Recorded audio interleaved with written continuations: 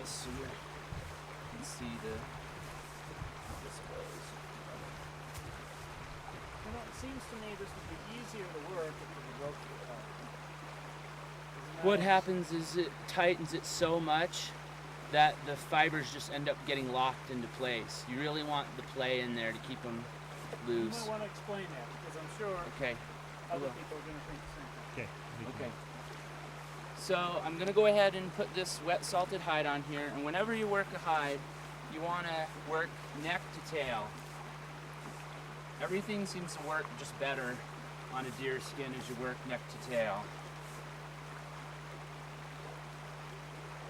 Now in this fleshing process, it's not totally important to get every single piece of this off here because we're gonna come back and membrane and get more of the facial tissue, fascia, off of this in a little bit. So this is how this goes. This is a draw knife. It's a very dull draw knife. You don't want to use a sharp one. You'll cut your hide all up. You don't want it to be so dull though that it doesn't get in and pull this off. It's really important to use proper body mechanics when you're fleshing and scraping. There's what I call the sweet spot, which is right here for me. And basically it's just chin to about the end of your sternum level. And that seems to be really where the majority of the work is done as efficiently as possible. You really want to be efficient with these movements. You also want to really watch your breathing, how you're breathing, otherwise you're just going to burn out, especially when you get to be doing bigger hides and hides that are harder to scrape.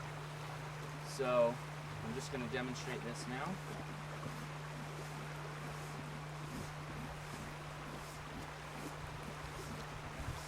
I'm really just using, I'm not really going like this with my arms. I'm really leaning into here and pulling down. Pulling that flesh right down.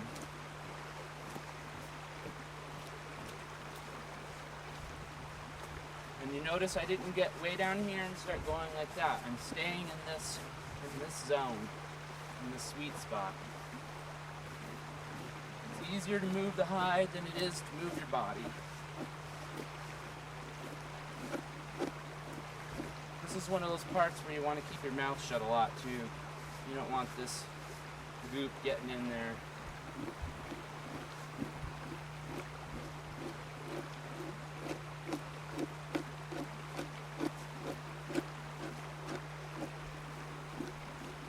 Now when you get to working around holes like this, you really want to try and work perpendicular to your hole. You don't want to be working it like pulling at the bottom because that's just going to make your holes bigger. Edges, same way. Try and work perpendicular to your edges. Like I'm kind of cheating right there a little bit. Not really working perpendicular, but around the edges is where the skin is really thin.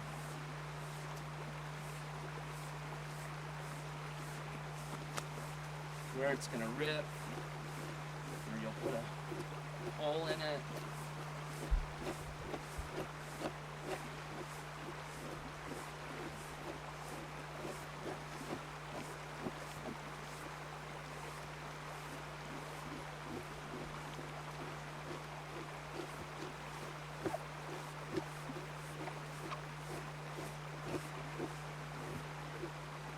Again, it's easier to move the hide than it is to move your body. Keep the hide in the sweet spot.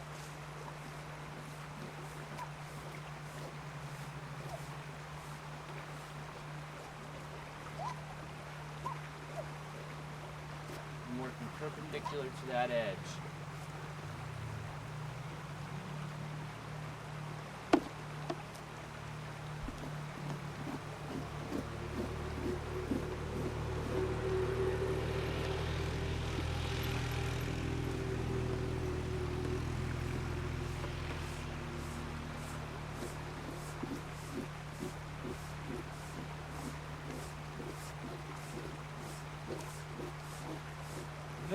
This part doesn't take long at all. This is probably one of the faster things you'll do with the skin.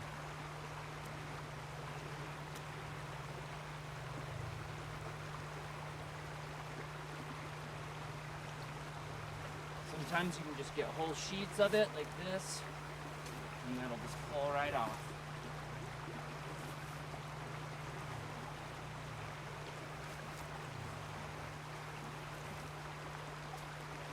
Crows and ravens are going to be your best friends.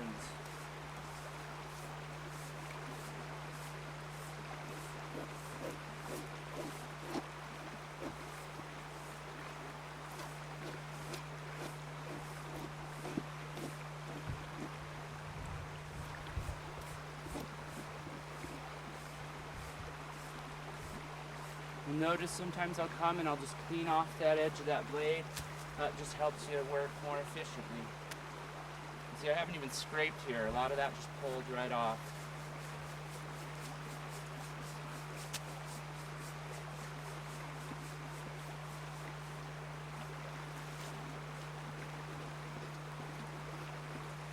You got splatter. It's one of those reasons for keeping your mouth shut.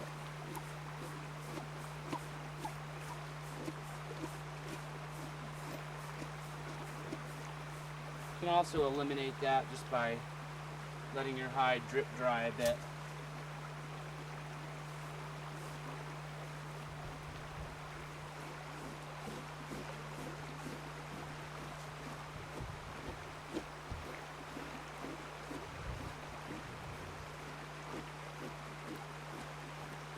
Down on the tail. And be real careful in there.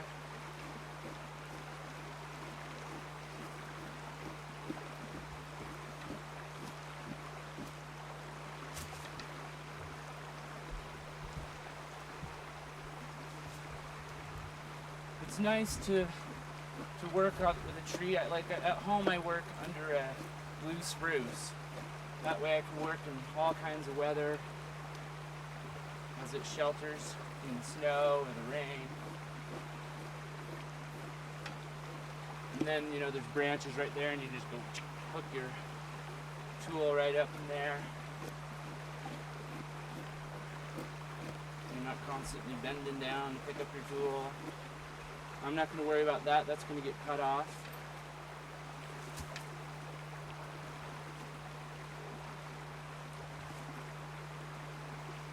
Keep that beam right where I want it. Good body mechanics.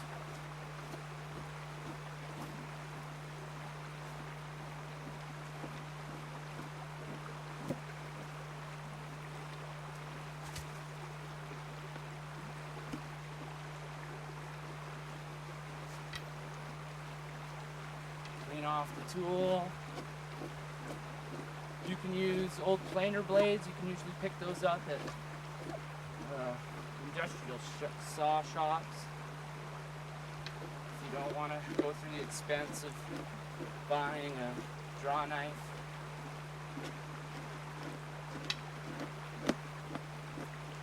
And again, I'm not going to worry about that down there. So, this hide is fleshed. Now, it's going to go into potassium hydroxide, KOH.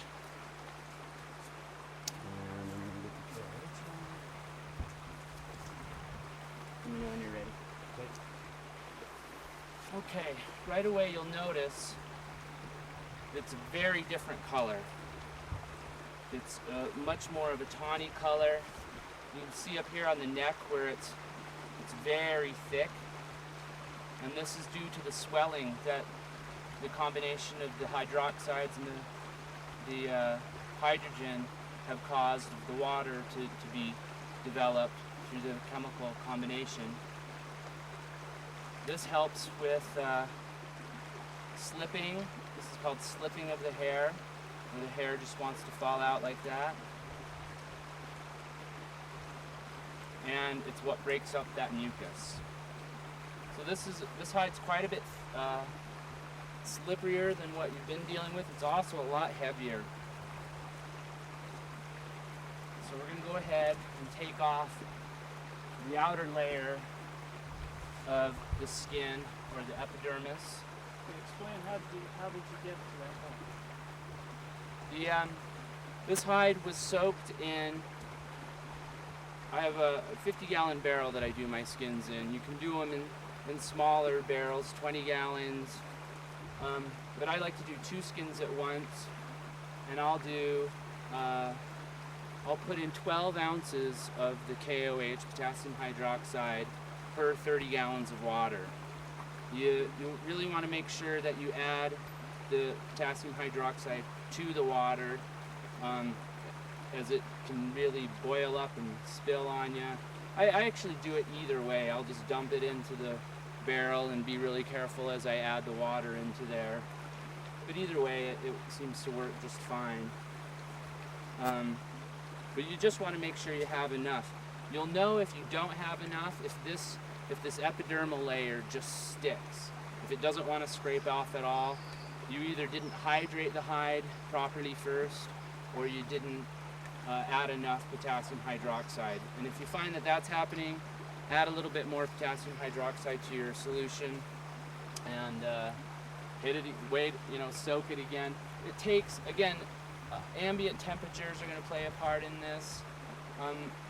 The temperature of the water and how well you soaked your hide before it went into that solution.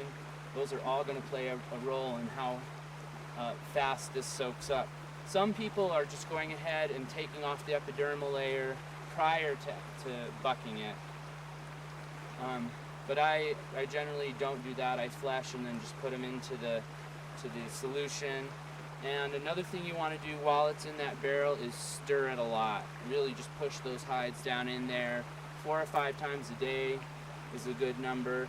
Ideally, you want your water temperature to be between 60 and 80. That's going to really speed your process along quite a lot. I actually put a stock tank heater inside my barrels to keep the temperature up.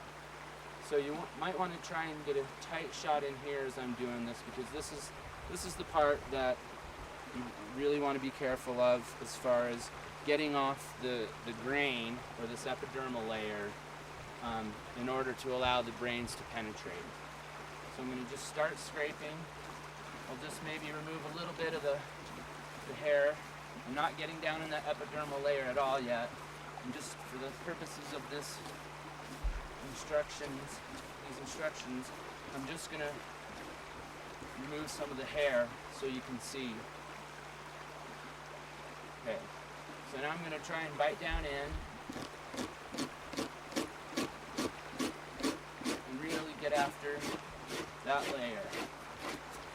Can you see the difference? Is that showing up very well? The difference. This is taking off the epidermal layer and getting right down into those dermal fibers.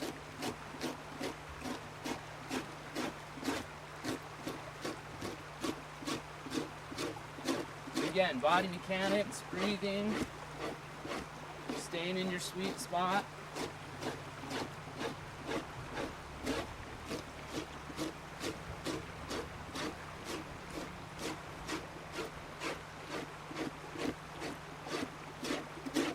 Kind of going back over it. Make sure you get all of that off. And moving it just a lot like you did with the fleshing. Work systematically. Don't get too caught up into going over just because it's working. Stay in that sweet spot.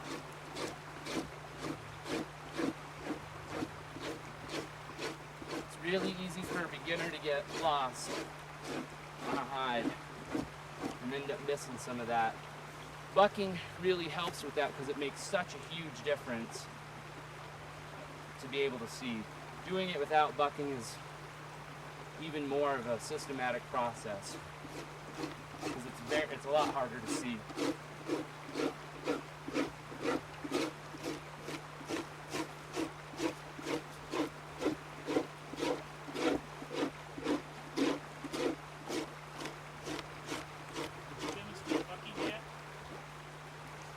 Nope, I just described it. What is bucking? Bucking is the adding, is the lye. You didn't explain. So in case I didn't explain, if I missed this part, bucking is what gives buckskin its name. Bucking is the adding the hydroxide solution, whether that's from wood ash, sodium hydroxide, or potassium hydroxide, to water, and getting that to break up that mucus.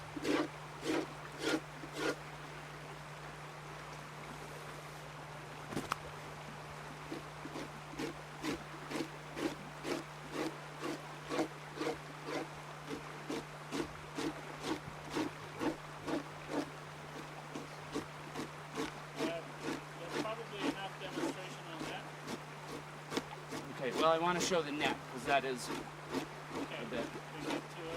Okay. Alright, I'm going to flip this over. I like to do the neck early on while I've got a lot of energy left still, because the neck is invariably the toughest part to do, especially if you don't buck. And that's just because everything's thicker. But this hide was well bucked, and it's coming off pretty well right here at the neck. You can see where it's a bit wider right here. That's where the bucking didn't get in quite well. So this hide will go back into the bucking solution after it's all scraped, just for a little overnight stay. See it now once I get off where it was bucked. It's that white right in here. You want it to be looking just like that. So even though it's scraping just fine, it's harder to see. And I probably didn't get the bucking clean through, the bucking solution clean through the dermis in order to get out those the mucus out of the skin.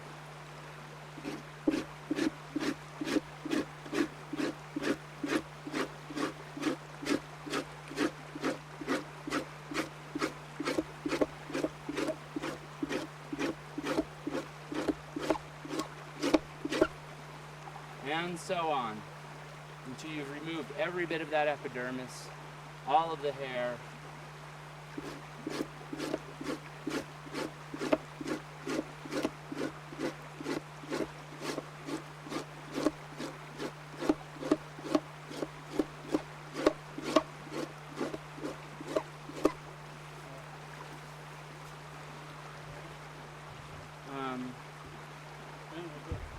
After you get the hair all off and the epidermis all off, it's very important to rinse all of that bucking solution out of the hide. If you don't, it's going to inhibit brain penetration because it's just that many more molecules in there getting in your way. So the best way to do that is in running water, because that's going to help, again, osmosis. It's going to help carry out that bucking solution. And or you can put it in a barrel and just frequently change that water, rinsing it out. But it's really, really important to get that completely removed. You'll know that it's completely rinsed out because it'll turn back to white. Again, it'll turn into what you're going to see when we go to brain this hide.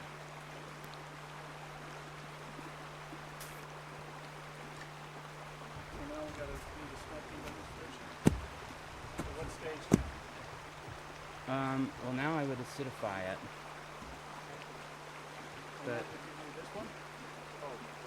But that after it's rinsed. So after this hide has been rinsed, the next step will be to acidify the hide. That means we're going to try and drop the pH to something a little bit lower than 7 and get this okay. After we've fleshed and scraped this hide, get all this epidermis off, we've soaked it, we're going to soak it, and then we're going to get it into a bucket of water with some weak acids in it, and this is called acidifying. The weak acids that I use is vinegar, apple cider vinegar, and I'll use a half a cup of the apple cider vinegar to about 2 gallons of water, and I'll just leave it in there for 15 minutes. I'll go through and kind of stir it up a little bit, make sure it's really penetrated the hide. And it'll slightly swell the hide. It'll swell the hide up just a bit versus what it felt like after you've rinsed it properly. And that's okay. You don't want to leave it in too long because it does the same thing. It just inhibits brain penetration. So it's kind of a point that you got to watch out for. Not too long, just enough so that it just slightly swells that hide just a little bit. From there, we'll take that hide and dry it out till it's almost completely dried out, but yet it's still got some movement to it. And from there, it's going to go into the brains.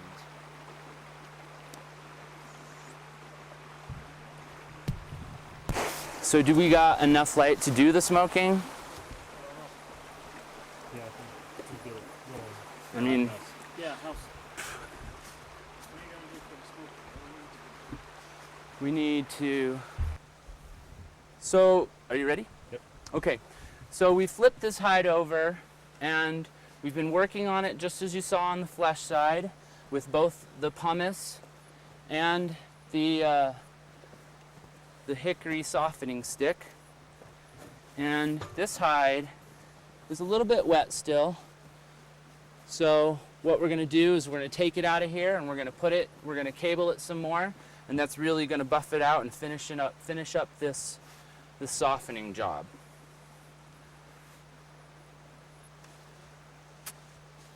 Okay. You ready? Yep. Okay, so at this stage, we're going to be demonstrating the smoking method. And here I'm using a wood stove, a camp stove, and we've already started a fire in here. And if you look in here, we have a pretty small coal bed going on.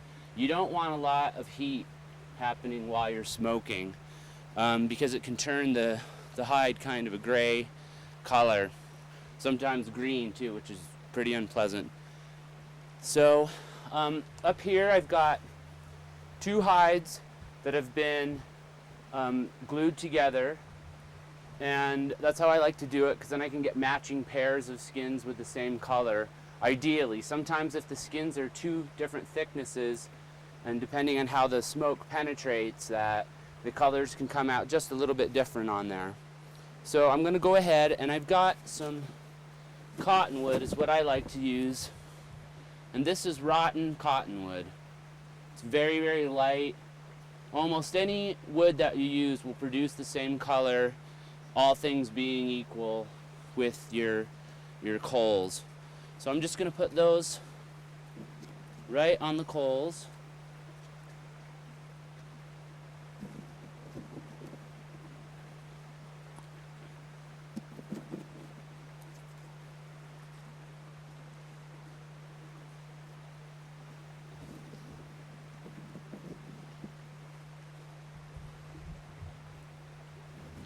You can see they're starting to smoke up. Get a nice smoke going.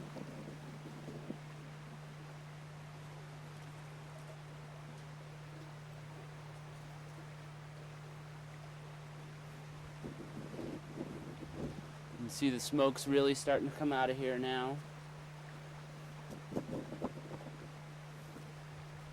And I'm going to build this up just a bit. Less monkeying around.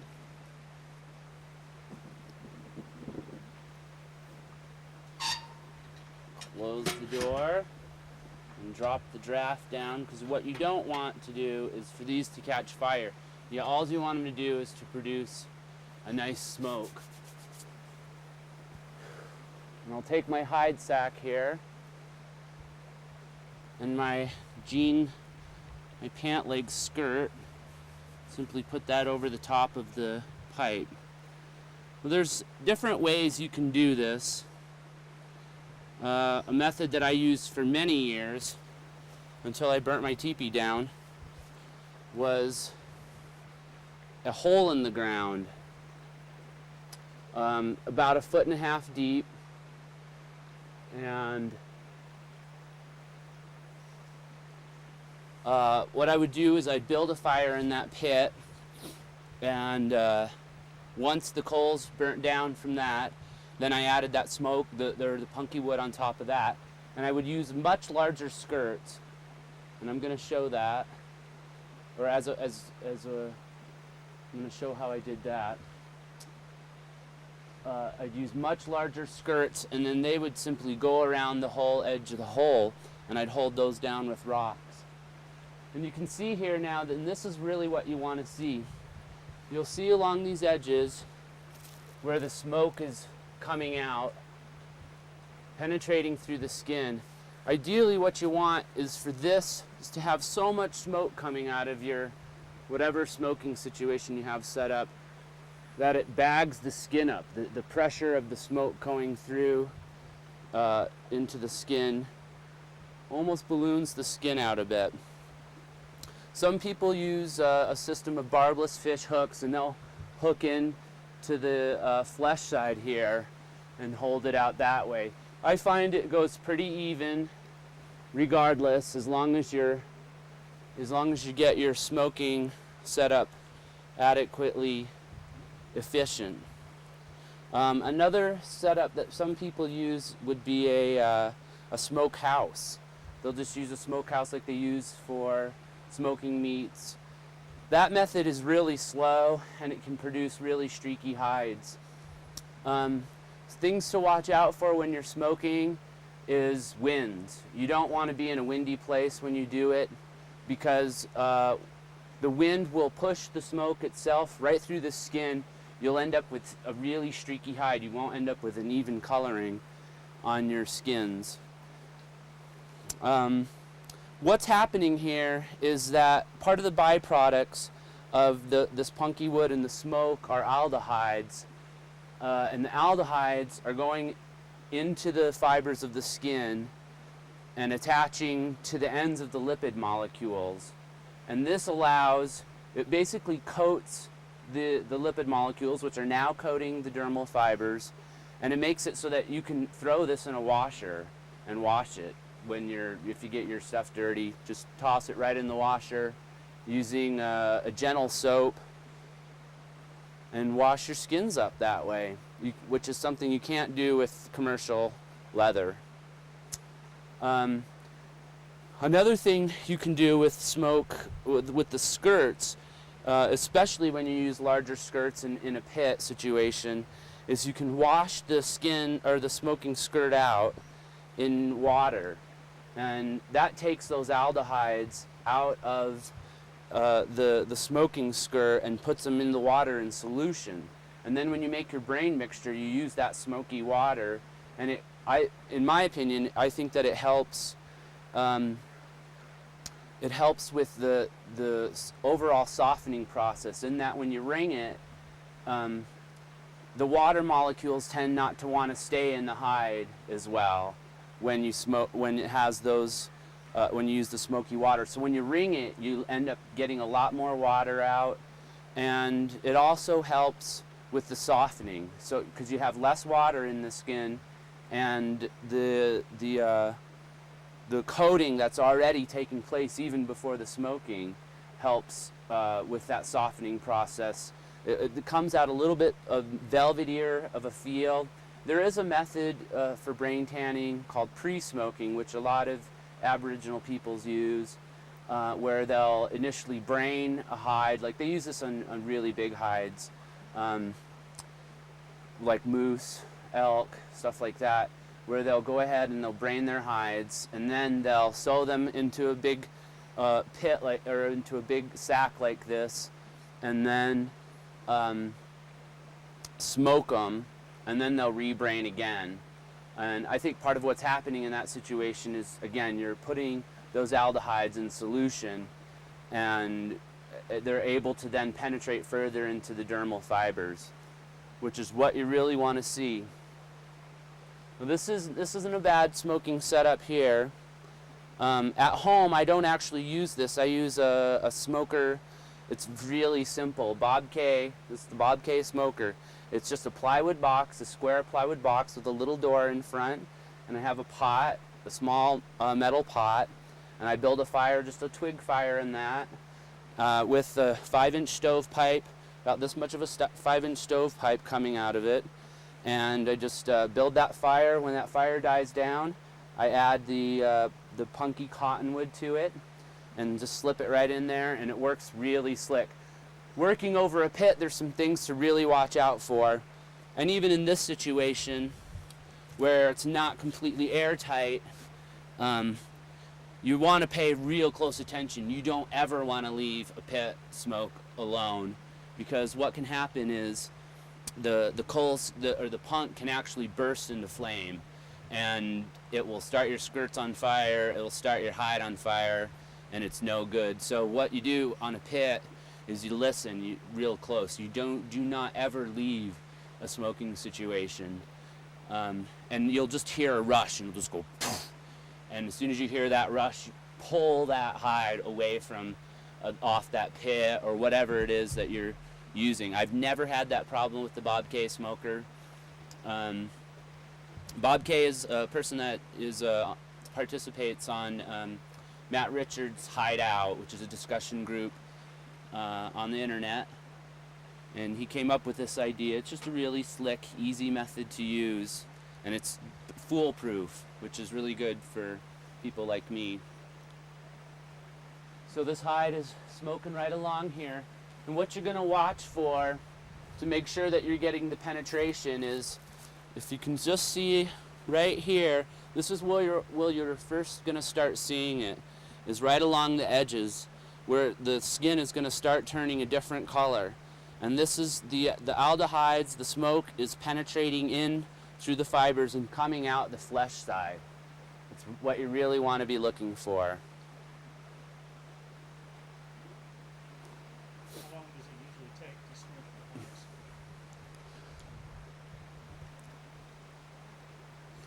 Smoking can take different amounts of time, and it really depends on how dark or light you want your smoking to be. I tend to like darker smokes.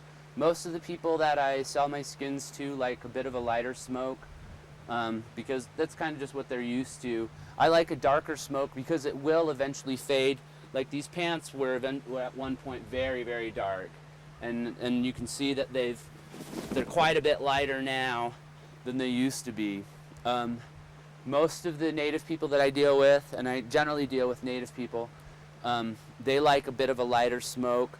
But again, I like to smoke it really dark, at least on the hair side. This side, you don't even really need to do at all. In fact, my understanding is that the Shoshones don't really even bother smoking this side oftentimes. And it can create a really nice effect when you do twisted fringe. It can look kind of candy stripe.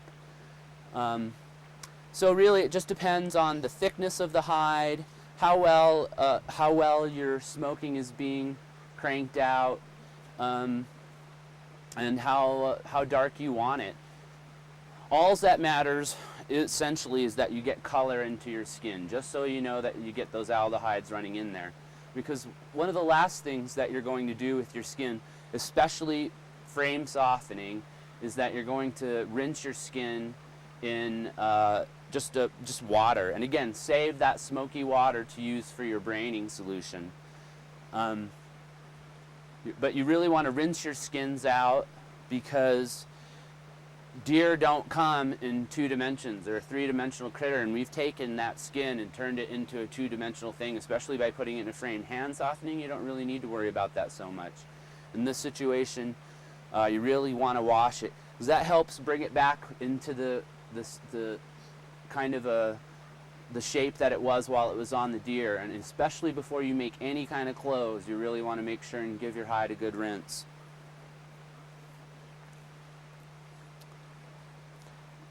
I want to talk about membraning again. Now, membraning was something that is done after the acidification process. And remember, I didn't show acidification here, but acidification is after the fleshing, after the scraping of the hair and the epidermis off of the skin. Membraning is the part that happens after you have rinsed all of the hydroxides and that mucus out of the skin. And what you've done is you've taken a couple gallons of water and you've put in half a cup of apple cider vinegar just to acidify it just a little bit. I'm going to add some more punk in here because it looks like it's tapering off a bit.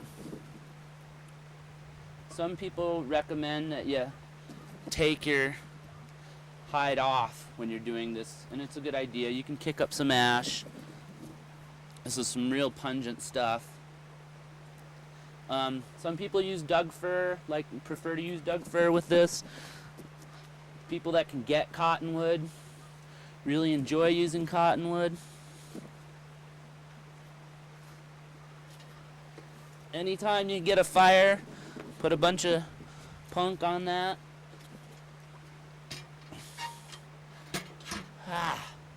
And close it down. There are some experiments going on right now with using just creosote, knocking the creosote out of your stovepipe and using that as a smoky water solution to help kind of get that pre-smoke effect. Your safety pitch. Put your finger in it. So back to acidifying. So we've rinsed out the mucus, we've rinsed out the hydroxides, we've wrung it really well, and then we've put it into the little bit of vinegar to acidify it. And again, we don't want to leave that in there for any more than about 15 minutes, and it doesn't really need to plump up, but if it does, that's okay. Sometimes if I'm concerned about it, I'll just rinse it out for a while in clear water to just get a stable hide out of it. And then what you do is you basically lay it across your fleshing beam again, and you just come back over and you scrape off the rest of this little bit of membrane that's on there. And that's all membraning is. You're just cleaning the dermal fibers so that you have something that you can get good brain penetration with. So I'm going to check this skin now and just have a look and see where we're at as far as color goes.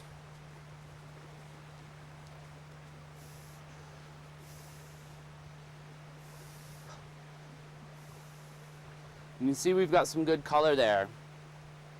And that is going to be good enough for me. So I'm going to flip this whole thing inside out, and we're going to just barely give that other side a little smoking.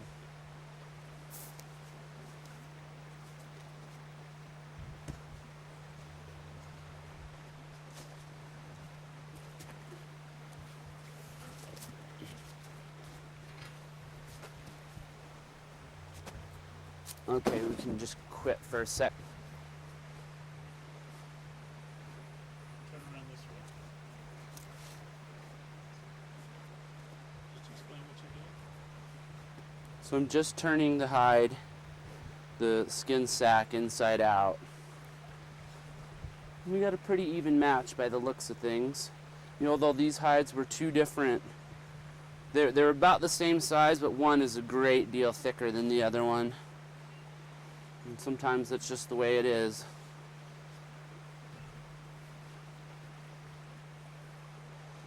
Again, it's an organic process. It's rarely the same way twice, at least in a row.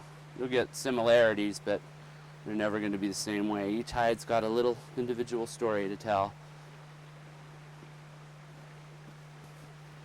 And that can be in relation to the age of the deer, the time of year it was killed, diet, sex of the deer. Explain you want to be careful pulling parts of You want to try and be careful, especially when you've glued it up, when you're taking it, when you're turning it inside out, that you don't ruin your seams that you've done. So you can see I was wounded this morning starting the fire, and there goes my Band-Aid. But I was wounded with a very sharp knife, which is better than being wounded with a dull knife. They heal faster.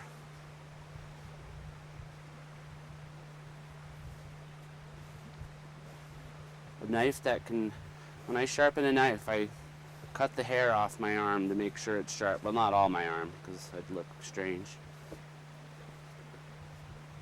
Stranger.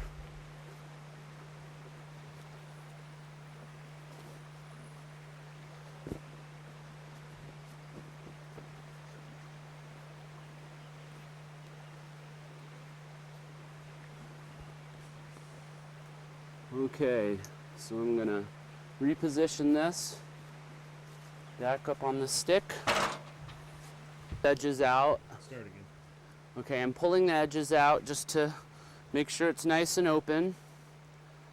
And you can see as you're looking at this hide some of the stories that this particular deer skin tells. You can see here the scarring from going underneath barbed wire. So it was obviously at the rural wilderness interface, or a little bit deeper in, probably. Even though this was a mule deer from Montana.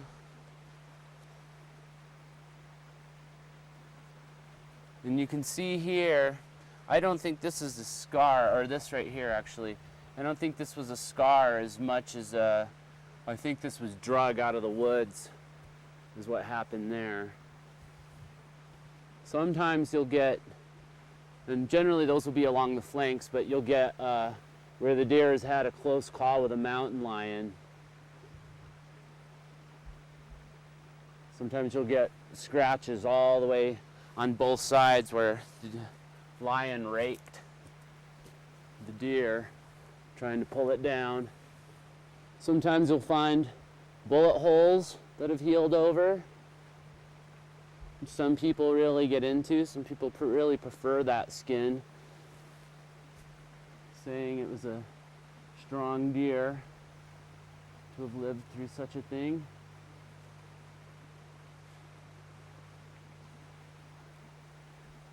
Some people even prefer deer skins that were not shot, that died a natural death, and they consider a natural death being hit by a car.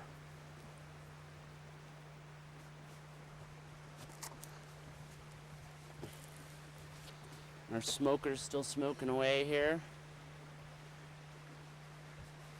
The Bob K is a really nice smoker too, just because you can pull that little pot of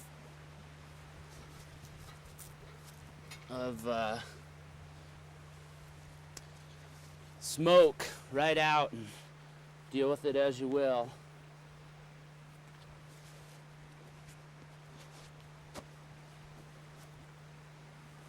Let's see, I'm going to go ahead and add punk before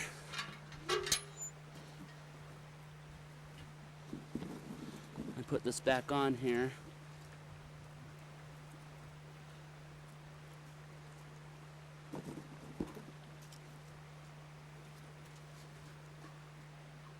So I don't kick those ashes up into my skin.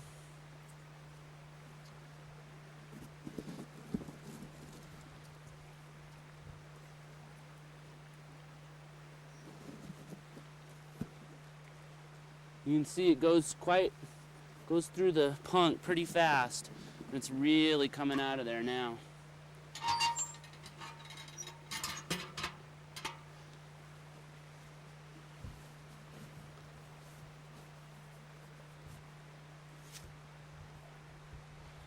You want to try and have that opening the opening into the skin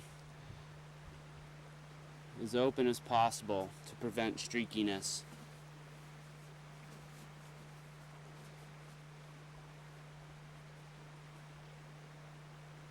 Some people will tie this on. They seem to be able to get it to work just fine that way.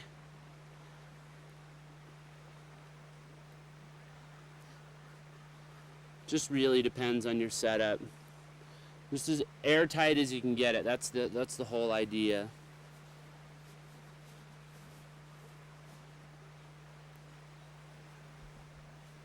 And again, what you want to see to make sure that it's all set up right is you want to see smoke coming out some of the thinner areas.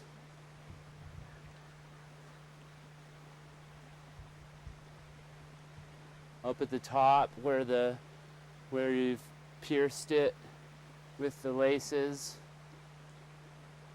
This is smoking really well.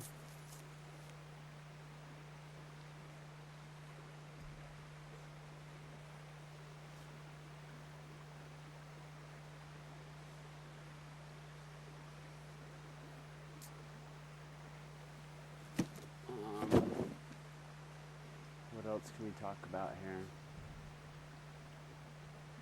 Talked about membraning. Tell you a ghost deer story. Ghost deer story. I picked a deer off the front of a bus once. Front of a bus? I think you said I think you told me that you had taken the deer off the front of the bus. You rode along, and apparently the deer had actually taken its antlers and got its head stuck right in the front of the bus and was killed. Must have been someone else. No, I killed a little 2-point once that charged me. But this one, With a neck knife. The story that this was told to me was that it got stuck, and so the bus driver left the bus to go get some help. Whoever was telling me the story. No, I killed a little 2-point that was, I was chasing through the forest. It charged me, and when it got to me, I grabbed its horns and just shot.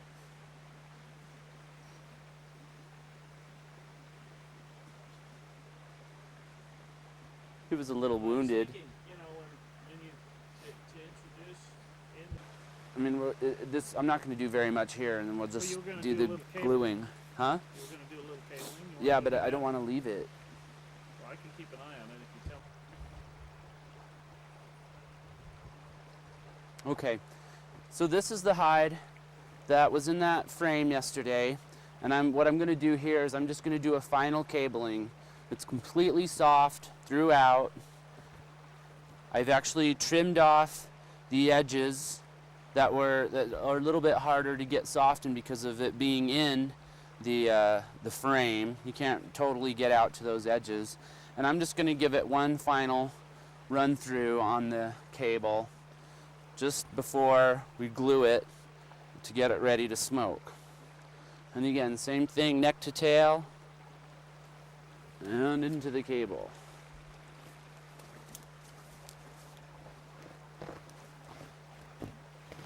You can see it flows a lot better than it did when it was wet.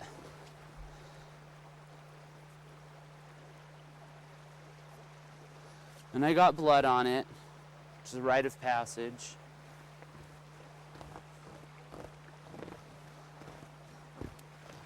Not ideal, but it happens a lot in this sport.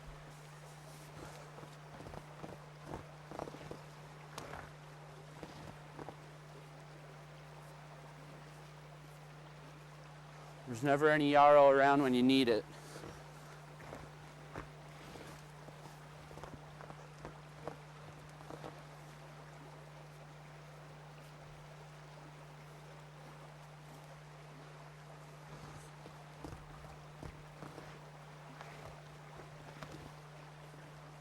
Okay, so that was one side. Let's switch to the opposite side.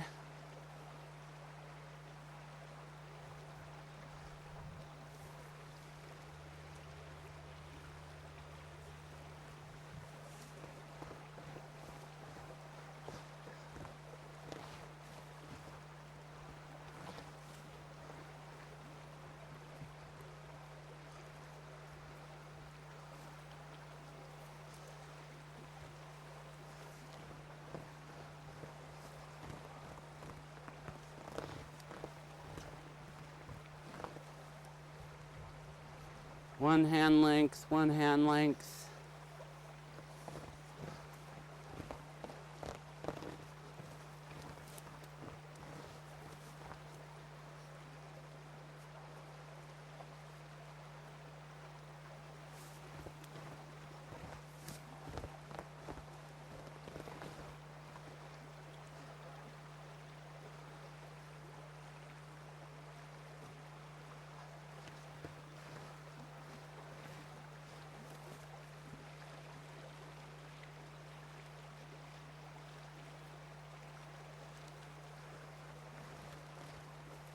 Real gentle on those edges. And back the narrow way.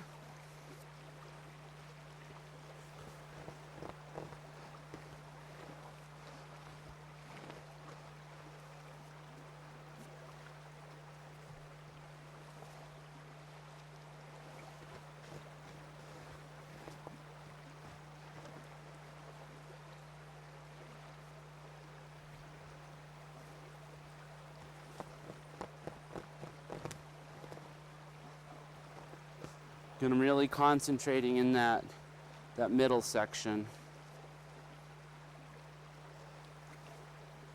along the spine. Not so much on the edges.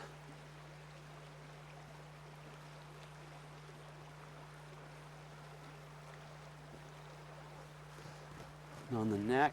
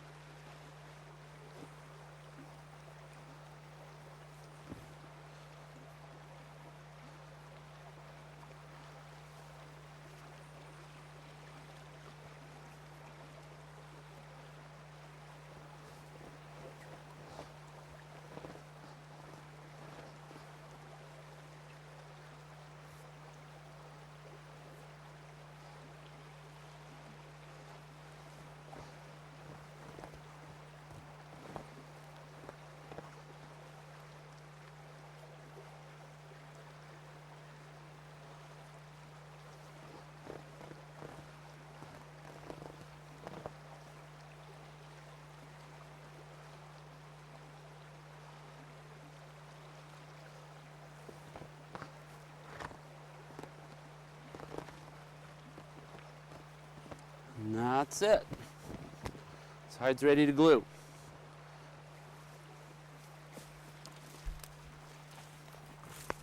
So we'll just do that over here at this table. So when you glue, are we ready? Yep.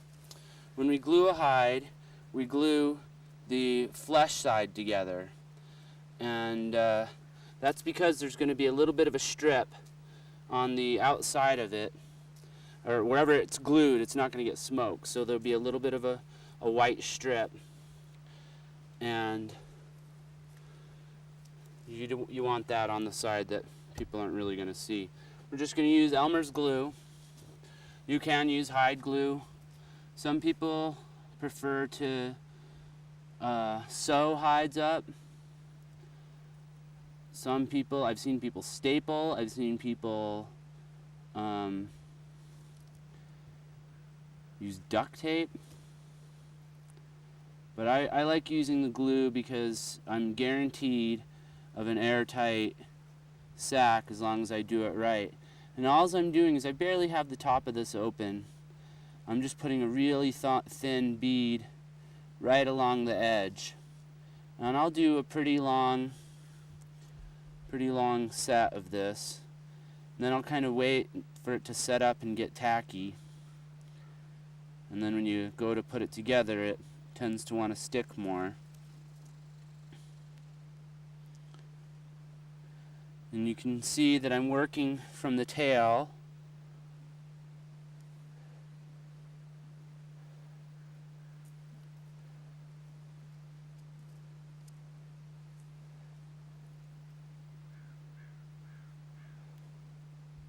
And I'll do this all the way around the edge till I get to the neck.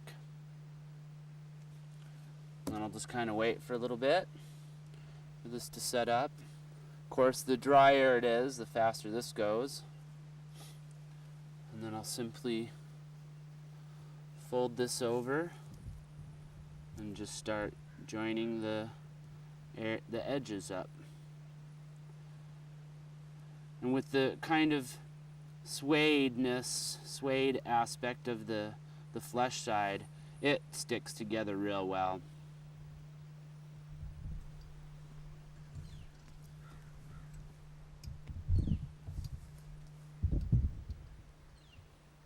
Even handicapped from my hurt finger.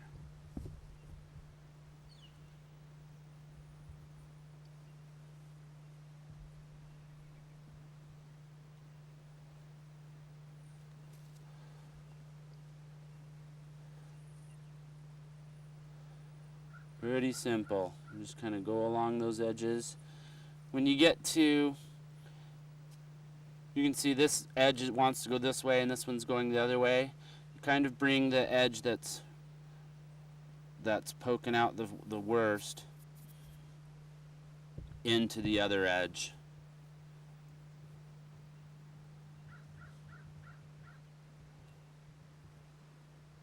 The longer edge into the shorter edge. The longer edge into the shorter edge.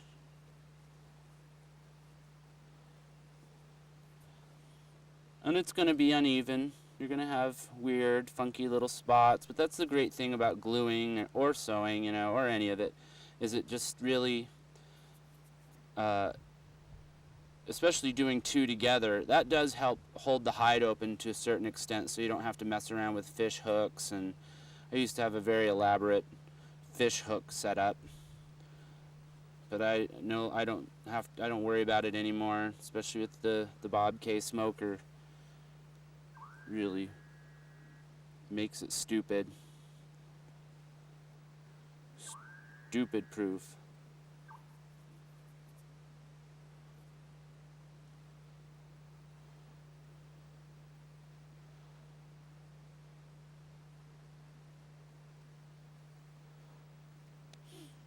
So you'll get a little glue on your fingers and you just rub it off. And just like so, all the way around the whole edge of the hide. Did I close that? Nope. The only place that you don't really need to worry about getting the glue on is on the hair side of the skin. The smaller the bead, the less area that you're going to have that's white still. Want to demonstrate what you were talking about, the white edge? Sure. Need. You can show that really well there. It's this edge. They're both white edge. And you can see on this hide where it's been glued together. That's all you lose on here. But once this hide gets washed before you go to make something, that's going to really be minimal. Now explain that. You wash it before you go to make I already something? did. Yep.